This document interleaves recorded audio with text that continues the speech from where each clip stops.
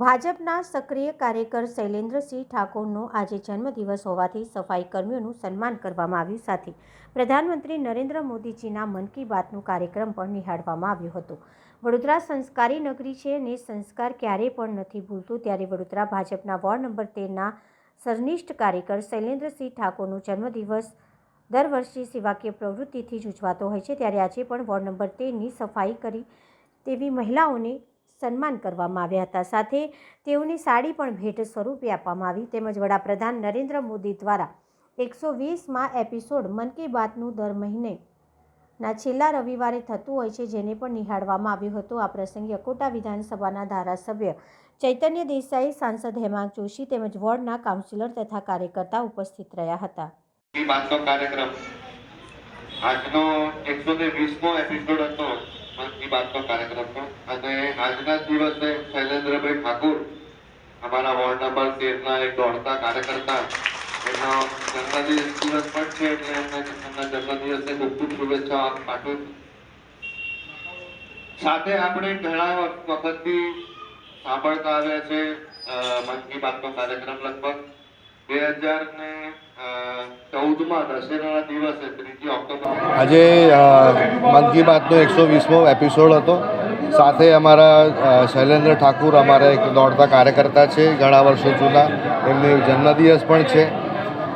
Ward number 13માં ઉમિયાવાડીમાં રાખવા આવ્યો છે. અમારી સાથે અમારા એક સિનિયર કાર્યકર્તા મીનાબા પરમાર પણ સાથે જોડાયા છે, અને અમારા મહિલા ટીમ એમની સાથે જોડાઈ છે.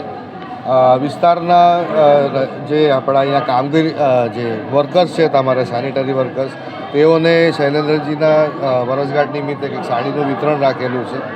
અને આ મન કી બાત નિહાળવા માટે પણ બધા અહીંયા ભેગા થયા હતા. ત્યારે હું એટલું 100% કહીશ કે જે પ્રકારે આ કાર્યક્રમ બન્યો છે અને હમણાં સુધી આ 120મો એપિસોડ રહ્યો છે, ભારત દેશના દરેક ખૂણામાં કંઈક ને કંઈક નવી પ્રવૃત્તિઓ થતી હોય છે, કંઈક ને કંઈક નવીનીકરણ થતું હોય છે.